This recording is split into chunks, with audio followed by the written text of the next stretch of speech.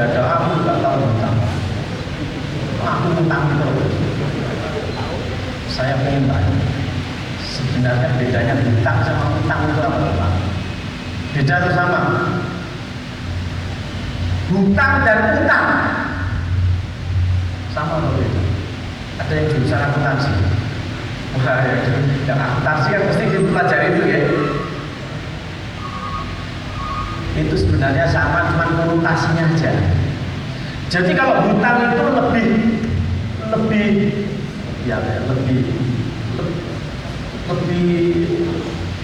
bukan lebih mantap, lebih manusiawi gitu ya. Kalau hutang ya. Pak Amir menghutangi Irma, itu kalau hutang. Coba kalau hutang, nah gak enak kan? Nah gak enak. Nah itu. Jadi marilah kita pakai hutang. Tapi ternyata kita sudah terlalu sering nulis hutang. Termasuk kalau ibu bapak di sini, dengan misalnya boleh klik. Saya punya kurang lebih 150 tulisan, tapi tentang ekonomi Pak, karena sehari-hari saya ada di ekonomi. Klik saja Bambang Budiarto kepala utang. Nah nanti muncul banyak tulisan itu. Saya sendiri pakai istilahnya utang, tidak hutang. Karena teman-teman media juga selalu kalau sudah saya tulis utang direvisi. Nah, jadi berbahagia sekali kita mesti di agenda syukur itu tadi Pak. Ini yang tidak bisa kita ingkari, tidak bisa kita pungkiri. Syukur atas apa? Syukur atas rahmat dan nikmat yang tidak pernah putus, tidak pernah henti-hentinya diberikan oleh kita semua untuk semuanya umat manusia, tidak pilih-pilih siapapun. Pokok umat manusia yang punya cap, yang punya label umat. Nah, ini. Termasuk bangun tidur, nikmat kan? Nah, bangun tidur nikmat. Nikmat kan bangun tidur. Betapa banyak saudara kita yang bangun tidur aja kangelan. Bangun tidur duduk nikmat. Berdiri, berjalan, berangkat, bekerja, belanja, pulang, sampai di rumah berangkat tidur lagi, bahkan tidur itu sendiri pun adalah nikmat. Nah, dari nikmat-nikmat tersebut, tentu kita harus berhati-hati karena sangat banyak nikmat. Nikmat itu jadi masih mending tanpa batas ruang dan tanpa batas waktu. Ingat, kita ada di pagi hari nikmat, siang hari ada nikmat di sana, sore nikmat, malam pun nikmat, tanpa batas waktu. Jadi sepertinya perlu di adjustment, disesuaikan. Demikian kan pernah dengan tanpa batas waktu ya ibu-ibu biasanya tanpa batas waktu. Coba kalau belum diklik di Spotify tanpa batas waktu. Aku merindu, ku yakin kau tahu, tanpa batas waktu. Ada yang percaya rindu tanpa batas waktu? Ada? Rindu tanpa batas waktu itu hanya untuk pemula Pak, yang baru 1 minggu, 2 minggu, 1 bulan, 2 bulan. Itu rindunya tanpa batas waktu. Engkau nek wis tahunan, mulai karepmu gak karepmu. Nah itu Pak. Yang tanpa batas waktu itu bukan rindu. Yang tanpa batas waktu itu nikmat Allah untuk kita. Nah termasuk kita bertemu sore ini, hari ini adalah nikmat. Betapa banyak atau betapa berliku-liku dan berjuangnya kita mempersiapkan agenda ini. Nah, seperti itu kan ya. Jadi seperti itu. Karena kalau rindu tanpa batas waktu itu pasti bijaklah ya tadi. Katanya Raja Global itu aja. Jangan ikut-ikut. Tak kenal maka tak sayang. Kalau sudah tak sayang, pura-pura tak kenal. Jadi nek baru begitu tanpa batas waktu tadi.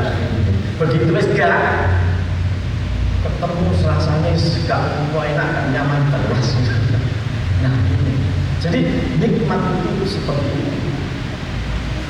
Wa in ta'udhu nikmatallahi la tuhsuha. Innallaha laghafurur rahim. Dan jangan sekali-kali kita semua menghitung-hitung nikmat Allah.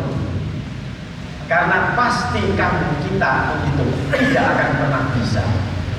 Itu.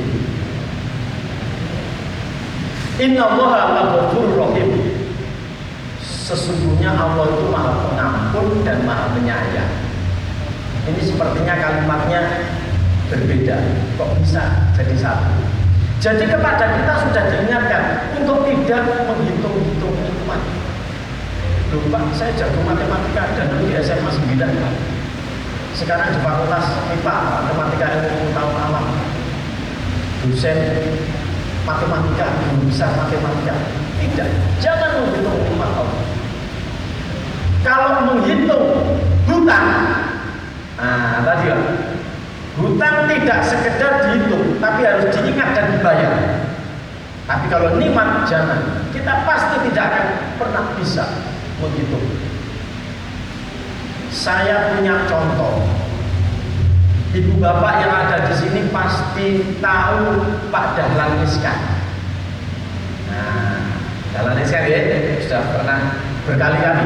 Beliau ini kan mantan Menteri BUMN, mantan bosnya Jawa Pos di masa boomingnya orang. Dalam perjalanannya ternyata terkait dengan kesehatan, beliau itu kan pernah ganti hati. Betul ya? Ganti hati. Bukan pindah ke lain hati, beda Pak. Tidak tahu lebih menyakitkan yang mana itu, pindah ke lain hati atau ganti hati. Saya kutip di display-nya Pak Dahlan Iskan. Jadi Pak Dahlan Iskan punya portal, punya channel display ya. Satu saat beliau bertanya kepada Pak dokternya Benyamin Chua dari Cina, kan beliau operasinya di Cina. Pak dokter, harga pembuluh darah sepanjang 50 cm ini berapa sih Pak dokter? Dijawab oleh Pak dokter Benyamin Chua, harganya itu 500 juta Pak Dahlan.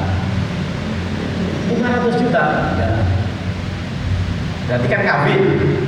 Kalau yang asli kan ciptaan, berarti KB. 500 juta.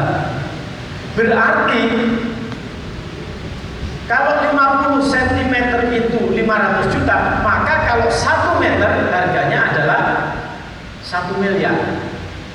1 meter 1 miliar. Yang memahami ilmu anatomi tubuh, bahwa di dalam tubuh kita ini rata-rata setiap orang ini rata-rata besar itu panjangnya pembuluh darahnya 200 km. Jangan tanya saya, tanya yang punya ilmu. Jadi 200 km itu kesana kemari naik terus Pak. Buktinya apa? Di setiap badan kita pembuluh darah itu kalau digores sedikit selalu berdarah, berarti ada pembuluh darah. Nah itu 200 km artinya kalau seperti itu berarti di dalam tubuh kita ini untuk pembuluh darahnya saja sudah senilai 200 triliun kambing sekali lagi. Itu belum rambut, telinga, hidung, mata, tenggorokan, macam-macam Pak. Nah, ya kan? Bayangkan kalau yang mencoba-coba menghitung nikmat Allah pasti tidak akan bisa. Jadi maka kepada kita selalu diingatkan untuk bersyukur tadi. Rabbukum la in syakartum la zidannakum wa la in kafartum. Jadi kalau ada nikmat kamu bersyukurlah, maka nikmat itu akan aku tambah.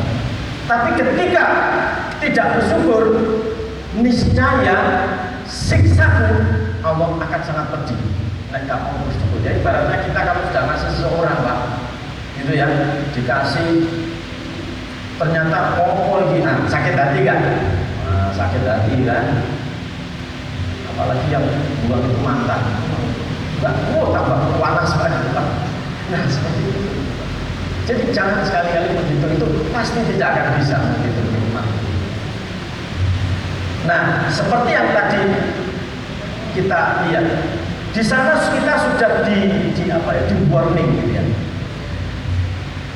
Bersyukurlah, maka nikmatmu akan aku tambah. Apabila tidak, percayalah. Jadi siksaku akan sangat pedih.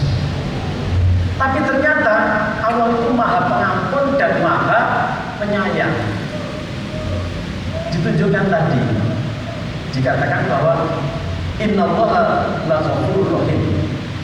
Sesungguhnya Allah itu Maha Pengampun dan Penyayang.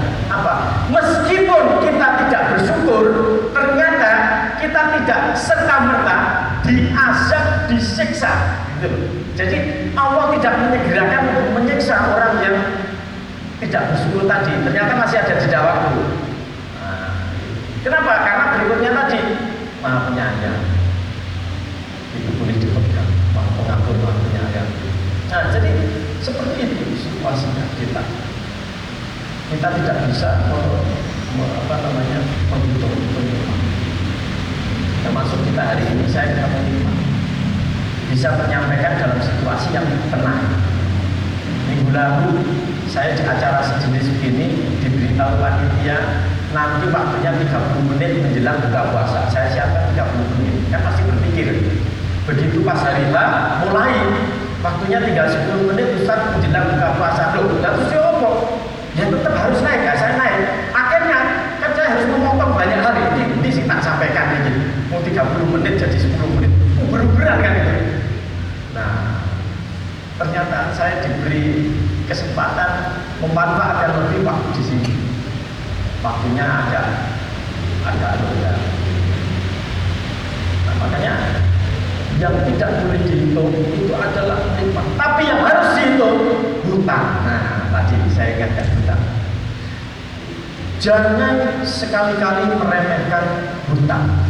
Jangan sekali-kali atau kita harus hati-hati dengan hutang. Meskipun dia sangat kecil, hutang kita kepada teman, kepada sejawat. Kenapa? Karena dia akan memutus pintu langit, memutus perjalanan Anda ke surga seperti itu.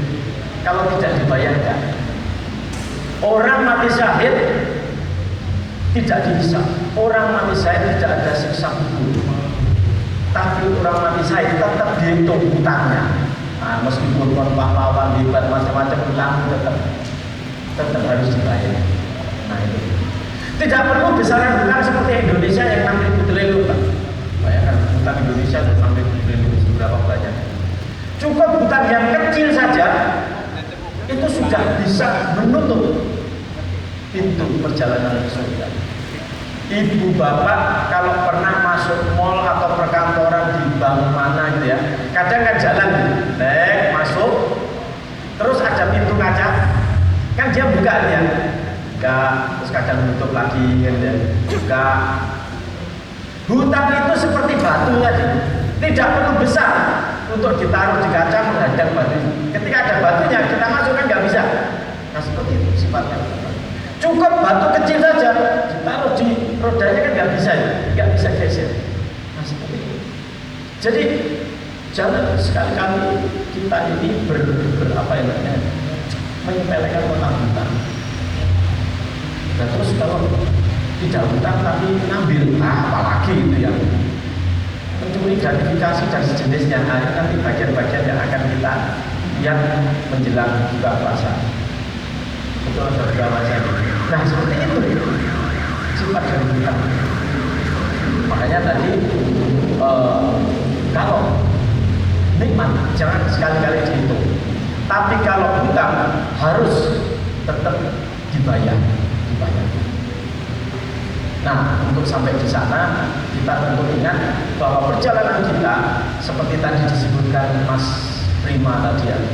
Kita akan lihat dan pesan dari sejawat yang ada di sini itu untuk tentang etos kerja seorang muslim itu yang seperti apa. Nah, untuk sampai di sana saya ingin seperti yang tadi udah. Jadi saya cuma pengen aja seperti Mas Prima tadi cuma ikut itu. Diberi cakap-cakap seperti tadi itu. Nah gitu ya. Cuman pikir dulu ini. Pikir dulu Bapak. Jatuhnya es di tengah hutan. Loh, cakapnya mana? Wah, kita tidak mikir sekalian lah ya. Oh, mikir. Jatuhnya es di tengah hutan. Nah itu, kalau beli es di toko swalaya, suksesnya PT Hutan adalah sukses semua karyawan. Setuju ya? Nah, balik lagi, ibunya nggak ada suaranya. Yang keras, setuju? Ya gitu, makanya jangan sekali-kali berani sama perempuan tuh ya. Jadi setelah kita tadi berputar-putar dengan itu, mari kita lihat koyo apa sih sebenarnya etos kerja itu. Jadi yang namanya etos kerja itu bagaimana kita berkreasi, bagaimana kita berkarya. Ada 3 pilar di sana yang harus dipegang oleh seorang yang beriman, seorang muslim. Bagaimana dia bekerja, bagaimana dia berkarya dengan sebenar-benarnya. Ada 3 pilar. 3 pilar. Yang pertama adalah amantu bila mustaqim. Harus beriman dulu orang itu. Kalau beriman sudahlah, bekerja dengan situasi apapun di bagian manapun, tadi disebutin ada yang satpam juga tadi ya, di level manapun. Kalau beriman sudah, kita tidak perlu khawatir. Sepertinya posisi-posisi atau lembaga-lembaga KPK, auditor apa itu sudah tidak perlu. Kalau beriman dengan betul, aman tuh bila sumastaqim, beriman dan beristiqomah. Istiqomah apa Pak Ustaz, teman saya berdatang, Assalamualaikum. Luar biasa beliau ini.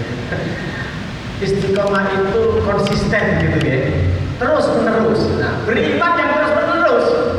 Nah, ini yang harus dipegang. Kalau posisinya, kalau seperti itu, iman ini sudah dipegang, sudah nggak perlu ragu. Bos tidak perlu ragu terhadap karyawannya dan sebagainya.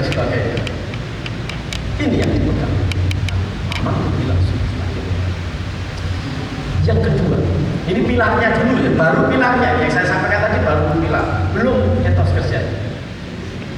Nah, yang kedua adalah man lam yaskulinas lam yaskulillah. Bahwa apa ya, orang-orang yang tidak mau atau tidak bersedia, tidak berkenan untuk berterima kasih kepada sesamanya, sesungguhnya dia tidak bersyukur kepada Allah. Maka sedikit pun kontribusi kita kalau di perusahaan segede Hutan ini kan posisinya macam-macam ya. Ada yang bagian fotokopi, ngetik atau apa, saya sendiri nggak tahu satu persatu. Pasti ada sedikit yang dilakukan. Maka janganlah berat lidah untuk mengungkapkan terima kasih. Kalau tidak berterima kasih, kita tidak bersyukur. Saya sebutkan tadi. Jadi bahasanya. Jadi cobalah untuk selalu berusaha berterima kasih. Yang ketiga, ini adalah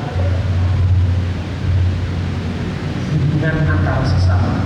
Khairun nas anfa'uhum linnas. Sebaik-baik manusia itu adalah yang bermanfaat bagi orang lain. Nah itu, ketika kita kerumunan ini ketemu, minimal di antara kita itu bermanfaat bagi yang lain. Ojo begitu ketemu malah ngumpet-ngumpet tidak enak-enak gitu ya. Meskipun kadang-kala Pak, mau izin permisi. Biasanya kalau kita ketemu ngumpul gini, kan selalu ada korban biasanya. Korban kan dibully macam-macam. Nah enggak menarik Pak.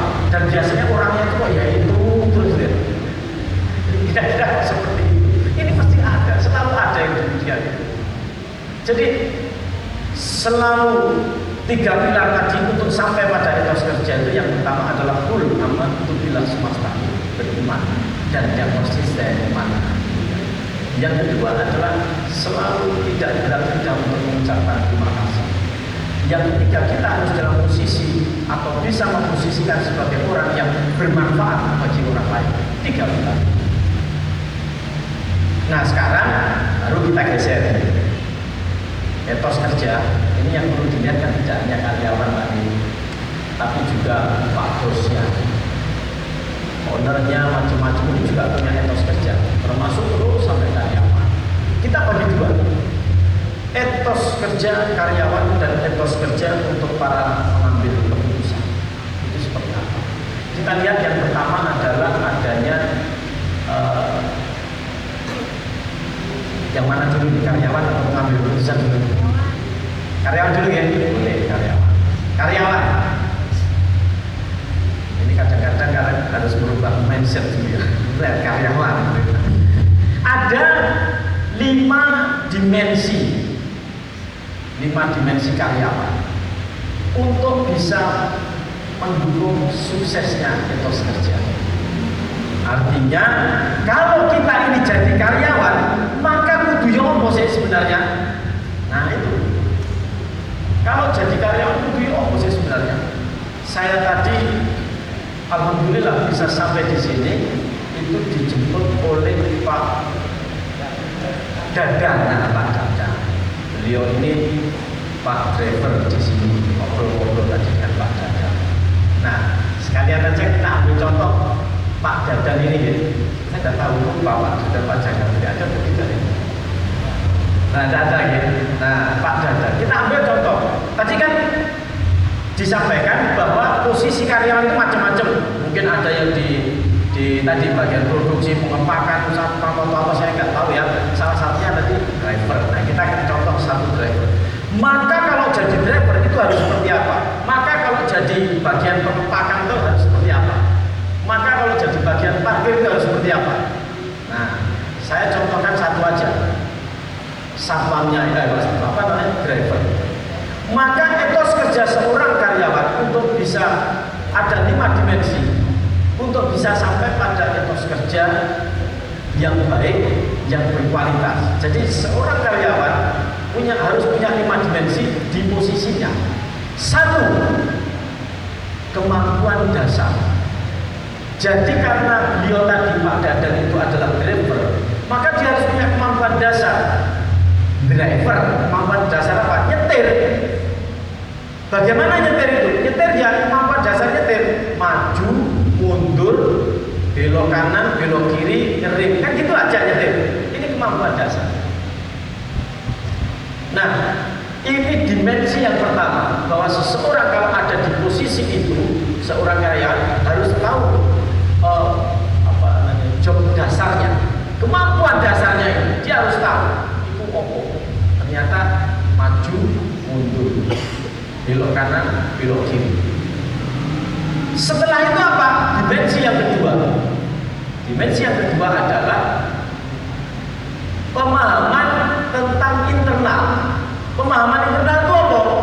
Dia harus tahu sein kanan itu di mana, sein kiri mana, lampu itu sebelah mana, wiper itu sebelah mana. Nah itu. Untuk buka kaca itu seperti apa? Jadi jangan-jangan bisa nyetir tapi nggak tahu buka kacanya tempatnya di mana. Untuk buka pintu belakang. Nah ini namanya unsur dimensi yang kedua, yaitu pemahaman untuk yang internal. Yang ketiga yaitu pemahaman eksternal.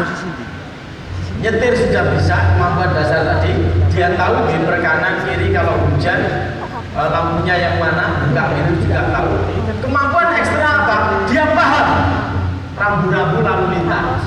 Oh kalau ditutup itu seperti ini, nggak boleh belok kanan begini dan sebagainya dan sebagainya. Nah, ini tanjakan dan sebagainya dan sebagainya. Ini dia harus tahu itu.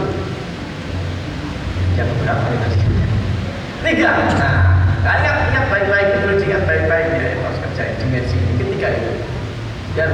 Yang keempat itu adalah kemampuan menangani masalah. Ketika Pak Dadan nyetir tadi misalnya, beliau sudah tahu, maju tahu, mundur tahu, belok kanan tahu, belok kiri tahu, terbukti tadi sampai berdatang belok kanan juga tahu gitu ya. Terus kemudian buka kaca, buka pintu, beliau juga tahu merah itu berhenti, hijau itu maju. Nah kalau tidak tahu kemampuan lingkungan eksternal ini, kan terus saja dia. Yang penting nyetir kan, gitu kan ya. Tidak peduli ada ada orang lewat kan kita seperti itu. Yang ketiga, kemampuan menangani masalah. Artinya kalau tiba-tiba ada masalah di luar, masalah itu apa? Jalanan banjir. Wah, banjir di sini. Kalau diterobos pasti tidak bisa. Terus jalanan macet. Ini ditunggu sampai jam 10, ini tetap gak iso. Nah, maka apa yang harus dia lakukan? Ini kemampuan menangani masalah. Jadi nanti bisa diimplementasikan untuk unit atau divisi yang lain di mana tempatnya. Simulasinya hanya di Pak Dadang.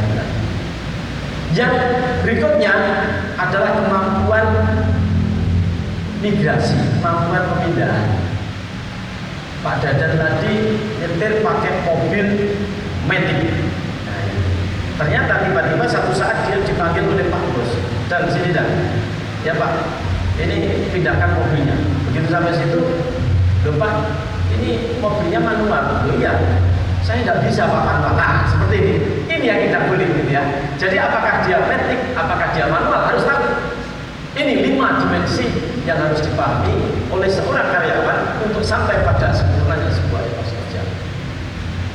Nah, yang kita begitu. Jadi kalau misalnya ada operator komputer ya nanti masalahnya tinggal sekitar. Ini untuk karyawan. Nah, bagaimana untuk para pengambil kebijakan? Ada 6, nah kalau tadi 5 ini 6, ada 6 orientasi bagi pengambil kebijakan, pengambil keputusan terkait dengan suksesnya etos kerja, terkait dengan suksesnya perjalanan panjang dari perusahaan. Yang pertama, saya akan memberikan contoh ini, menjelaskan ini dengan apa ya? Dengan beberapa dasar contoh kasus. Saya ambil dari kisahnya Pak Abdurrahman bin Auf. Beliau ini adalah konglomerat yang ada di zaman Rasulullah. Seperti itu.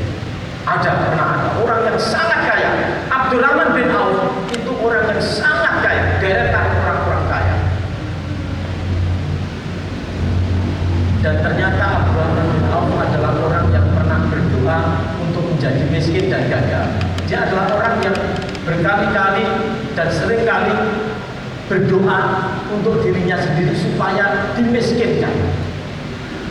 Loh, kenapa seperti itu? Sebab orang kalau kaya itu nanti hitung-hitungannya, dihisapnya itu lebih lama. Kalau miskin gampang aja. Satu saat beliau itu menangis, Abdurrahman bin Auf menangis di depan Rasulullah. Saya pengen miskin tapi kok nggak bisa ya Rasulullah. Tadi saya lihat ada sahabat itu miskin, meninggal. Dia pengen meninggal seperti itu. Seperti apa tujuannya meninggal? Kain kafannya aja tidak cukup untuk menguburkan dia. Kalau ditarik ke atas kakinya kelihatan, tarik ke bawah kepalanya kelihatan. Ini hisapnya kok sebentar. Nah, Abdurrahman bin Auf sangat kaya. Ketika masih tinggal di Mekah, dia kaya sekali. Ketika diajak hijrah, dia berangkat tanpa barang apapun yang dibawa. Jadi sudah tidak punya apa-apa. Abdurrahman bin Auf berangkat ke Madinah. Ketika sampai Madinah, diperkenalkanlah dia dengan seorang sahabat. Jadi diperkenalkan dengan sahabat yang kaya. Karena yang memperkenalkan Rasulullah dikatakan, ini saya persaudarakan dengan kamu. Abdurrahman bin Auf ini orang baik. Coba kamu ajak, kamu saudarakan dengan kamu sebaik-baiknya. Oh iya. Sekarang dia sudah tidak punya apa-apa. Dulu waktu di Mekah kaya, sekarang miskin tidak punya apa-apa. Oh iya. Nah, ternyata setelah itu saat didroping temannya itu, Abdurrahman bin Auf, kamu kan nggak punya apa-apa di sini. Iya. Sekarang kamu lihat, saya punya harta sangat banyak. Saya punya binatang liaraan sangat banyak. Sekarang semua harta saya ini saya bagi 2 dengan kamu, Abdurrahman bin Auf. Terus saya punya binatang liaraan macam-macam juga saya bagi 2 dengan kamu. Abdurrahman bin Auf, saya saya punya istri dua. Saya persilahkan kamu mengambilnya salah satu. Kira-kira kalau kita ditawari seperti itu tadi gimana, Pak? Ya wis sendiri kan gitu. Ternyata Abdurrahman bin Auf tidak. Pertama kali datang ke Madinah, ketika ditawari itu semua, dia jawab, terima kasih Sa'ad bin Rabi', semoga hartamu, anak-anakmu, istrimu itu diberkahi oleh Allah dalam perjalanan kamu selanjutnya. Saya hanya ingin kamu tunjukkan di manakah tempatnya. Tempatnya apa kira-kira? Pasar. Jadi Abdurrahman bin Auf pengen ditunjukkan pasarnya di mana? Di Madinah ini. Lihatlah pasar sih boleh ini. Iya. Ya sebenarnya aja pasar Kirian atau pasar dibawa ke pasar di situ. Nah, pasar ini disitulah mulai berkarya seorang Abdurrahman bin Auf. Mari kita lihat satu persatu. 6 orientasi dari para pengambil kebijakan untuk suksesnya etos kerja tadi. Apa keenamnya tadi? Satu, yang pertama, bahwa usahakan kalau bertransaksi itu tunai. Tunai itu maksudnya bukan, Mbak, ini mau dibayar tunai atau pakai kartu? Bukan itu. Tunai itu maksudnya tunai gak utang ya, cash. Nanti tunai gitu. Nanti saya langsung dulu. Nanti biasanya tunai apa kartu dulu? Cash. Jangan dicicil, diutang. Karena seperti kita tadi di awal-awal pertemuan tadi bilang, sudah saya sampaikan cerita panjang lebar, utang ini kan menimbulkan masalah. Bahkan lebih bermasalah lagi kalau tidak ditulis. Baginda Rasul sarankan, usulkan, contohkan kalau hutang piutang, semua kegiatan muamalah itu harus ditulis, tulisan utang. Ojo sampai ini harus mulai ya, bro. Saya dulu waktu masih kuliah itu di kos ada teman yang biasanya utang, kos utang, 20.000. Apa dia nggak bayar? Bayar Pak, tapi bayarnya itu sampai naik. Pas dia punya uang 1.000, saya ya akhirnya kamarmu bisa 1.000. Terus sesuai enak 500, sesuai 2.000, dia acur sih utangnya. Itu kan, maka harus ditulis. Nah, semua kan pasti sudah bisa nulis ini. Nggak nulis, nggak ada orang yang bisa nulis. Bisa hanya nulis. Bahkan saking seringnya tulis sampai ada pemahaman bahwa kita ini tidak ada yang tidak, semua di ruang ini pasti pernah kehilangan ballpoint, pernah kan ya? Karena kemana-mana selalu nulis. 90% atau 99% orang pasti pernah kehilangan ballpoint, pernah ya. Tapi jangan salah, 99% juga bapak atau ibu pasti pernah nemu ballpoint.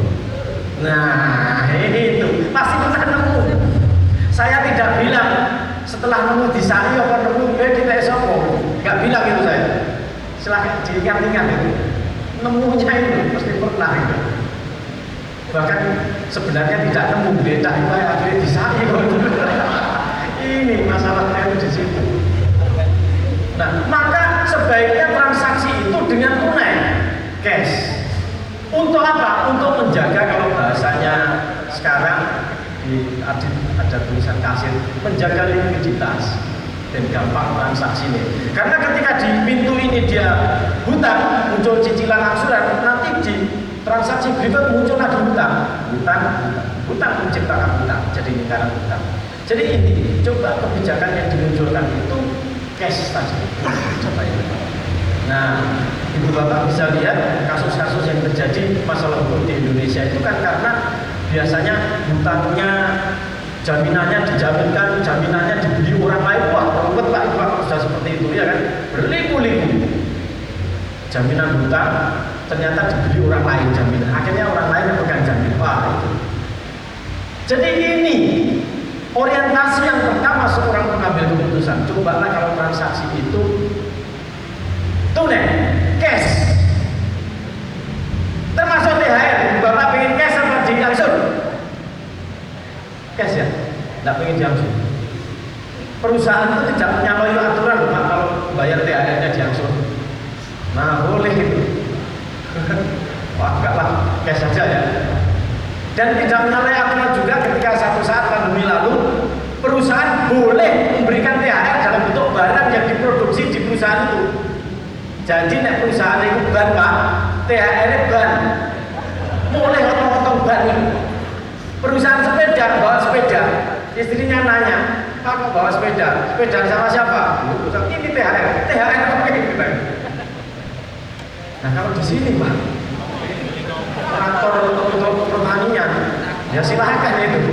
Ada yang dapat bannya, ada yang dapat garuknya itu. Itu diperbolehkan ketika waktu itu kita masa pandemi itu banyak babak belur sulit itu. Nah, akhirnya ada THR-nya angsurannya belum sampai penuh, sudah ketemu hari raya lagi. Jadi angsuran utang THR ketemu THR lagi. Ini konsekuensi kalau tidak cash. Yang kedua, orientasi mengambil kebijakan untuk mendukung suksesnya etos kerja itu adalah keuntungan yang diciptakan itu sebaiknya tidak perlu besar, cukup sedikit tapi berulang-ulang. 100 rupiah tapi sering daripada 500 sekali. Nah ini seperti itu. Abdurrahman bin Auf ketika datang pertama kali ke situ, dia menjualnya itu alat pertanian juga sama, tapi canggul, cetro, opo gitu. Mungkin kalau sekelas sekarang ya seperti ini Pak. Jadi keuntungannya sedikit saja ambilnya. Meskipun di kita sebenarnya tidak ada batasan untuk mengambil keuntungan. 10% boleh, 25% boleh, sampai 100 pun ada ulama yang bilang boleh, asal tidak ada unsur mengelabui, menipu, apa lagi ya istilahnya, mengelabui, menipu, membuat konsumen keblodrok. Tahu keblodrok? Wis pokoknya cerita itu istilah ini keblowo akhirnya sialan aku meneng mulu tiba-tiba. Ini kalimat seperti ini doa orang teraniaya.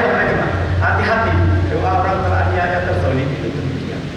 Jadi usahakan untungnya itu sedikit saja. Yang ketiga, integritas. Satunya kata dan perbuatan. Abdurrahman bin Auf ketika pertama kali di Madinah, beliau tidak punya apa-apa, diberi uang, diberi istri, diberi harta tadi kan tidak mau. Dia langsung jalan ke pasar. Sekaligus saya masuk ke orientasi yang keempat, yaitu market oriented. Orientasi pasar. Dia lihat di pasar itu sing dibutuhkan mungkin itu apa sih? Ternyata pacu, cangkul dan sejenisnya tadi. Maka dia ambil cangkul kepada para penjual. Pak, tak gone telu limo. Aku gak duwe apa-apa. Tapi sesuk sore tak balik nih. Duitnya langsung jadi duit. Nah, ini kan yang dipegang integritas, satunya kata dan perbuatan. Nah, bahwa limo sesuknya balik nih. Untuk Abdurrahman bin Auf. Ternyata hari-harinya dia seperti itu, sukses dia. Jadi pengusaha, bukan pengusaha apa, berdagang cangkul tadi. Nah, seperti itu.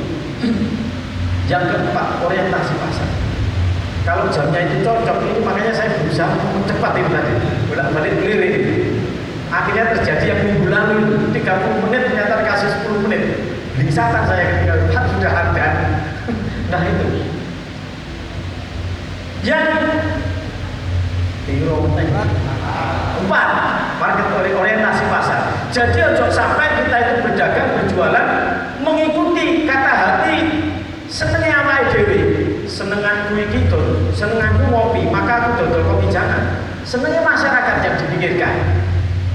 Kopi ini kalau jelas gak ada sing seneng kopi, senengannya teh, kok dodol kopi. Lah aku seneng kopi ya, jangan seperti itu. Yang berikutnya adalah hanya memperdagangkan barang-barang yang berkualitas. Ini kalau teorinya ilmunya Pak Filipus dulu tapi ya, itu ada pasar persaingan sempurna itu yang dijual sama semua, yang berkualitas semua. Barang yang berkualitas. Nega ojo. Nah, tadi saya jadi ingat beliau. Sak kresek buku dia, sing apik tibake dhuwure tok, Pak. Nah, akhirnya di bawahnya bosok kabeh.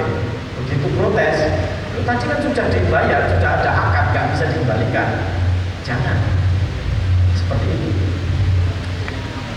Yang terakhir itu adalah keberkahan. Selalulah dalam pengambilan keputusan untuk berusaha untuk mendapatkan berkah keberkahan ya.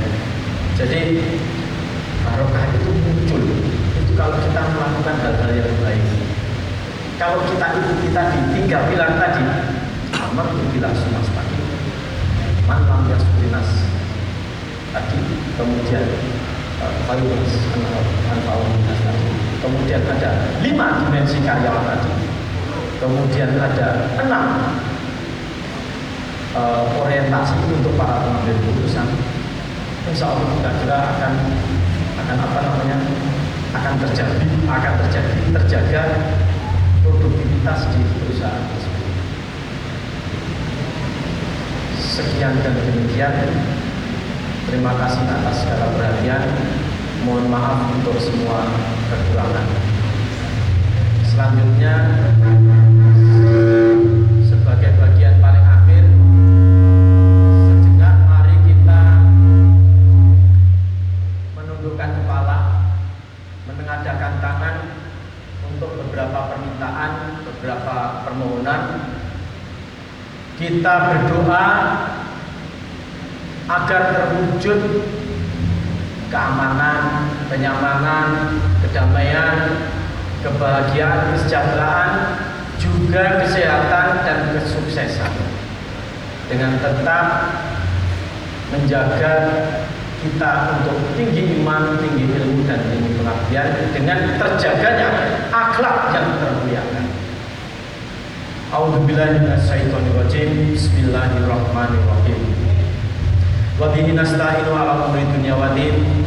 Wassalatu wassalamu ala asrofil anbiya'i wal mursalin wa ala alihi washabbihi ajmain. Rabbi shrah li sadri wa yassir li amri wahlul 'uqdatam min lisani yafqahu qawli. Astaghfirullahaladzim. Astaghfirullahaladzim. Astaghfirullahaladzim. Ya Rabbi qiyamuhu bi nafsi. Saat ini kami menangis menundukkan kepala dengan membawa sejuta asa, menengadahkan 2 tangan, mengharapkan beribu ampunan. Kami yang ternyata lebih sering mendekati larangan-larangan, yang ternyata lebih sering menghindari perintah, sungguh kami malu, tak kuasa untuk menyebutkan satu demi satu atas semua keinginan yang kami mohonkan kepada-Mu. Ampunkanlah salah kilaf, keliru kami, dosa kami. Kabulkanlah seluruh harap, impian dan cita-cita kami. Ya Allah al-Muqtadir, ya Mu'akhir. Terima kasih atas izin-Mu. Terima kasih atas kebersamaan-Mu dalam Ramadan Spiritual Day PT Rutan pada Jumat 14 April 2023 di tempat yang baik, dalam suasana yang baik, bersama orang-orang yang baik, dengan niat dan tujuan yang baik. Jadikanlah ya Allah agar keseluruhan hal-hal baik ini nantinya juga akan mampu melahirkan kebaikan, tidak hanya pada hari ini, tapi juga untuk hari-hari setelah hari ini. Ya Rabbi yang maha mengampuni dan yang paling memahami lebih dari segalanya, jadikanlah agar momentum Ramadan ini akan mampu meningkatkan iman kami, akan mampu meningkatkan kinerja kami, akan mampu menguatkan silaturahmi di antara kami, menjaga kebersamaan dan kekeluargaan kami di PT Rutan ini jauh dari sakwa sangka, suudzon, saling menyalahkan, juga pikiran dan pemikiran untuk selalu merasa diri yang paling benar. Ya Rabbi mukhalafatul lil khawatis, izinkanlah agar kami dapat, izinkanlah untuk kami mampu menjadi insan-insan yang pandai bersyukur atas semua rahmat dan hidayah yang kami nikmati. Izinkanlah agar kami dapat, izinkanlah untuk kami mampu menjadi insan-insan yang ikhlas dan mampu bersabar dalam menyikapi setiap permasalahan dan masalah yang kami hadapi. Allah ya Rabbi, ya Allah ya Rahman. Masukkanlah kami ke dalam golongan orang-orang yang beriman, yang tak lelah untuk bertakwa, menjalankan semua perintah-Mu dan menjauhi semua larangan-larangan. Segalanya adalah milik-Mu ya Allah. Semuanya akan kembali kepada-Mu. Inna Allaha ma'as sabirin. Inna Allaha wa malaikatahu yusholluna ala nabi. Ya ayyuhalladzina amanu shollu alaihi wa sallimu taslima. Allahumma sholli ala sayyidina Muhammad karimil abai wal ummahat. Allahumma firli wa alaya innaka anta tawwabur rahim. Allahumma inni as'aluka husnul khotimah. Ya Allah, jadikanlah agar segalanya dapat berakhir indah. Allahumma rzuqni taubatan nasuha qabla al-maut. Ya Allah, berikanlah taubat-Mu dalam taubatan nasuhaku sebelum tiba ajal. Allahumma ya mukhallibal qulub sabit qalbi ala din. Rabbana atarafna bi anana atarafna. Amin amin amin ya rabbal alamin. Assalamualaikum warahmatullahi wabarakatuh.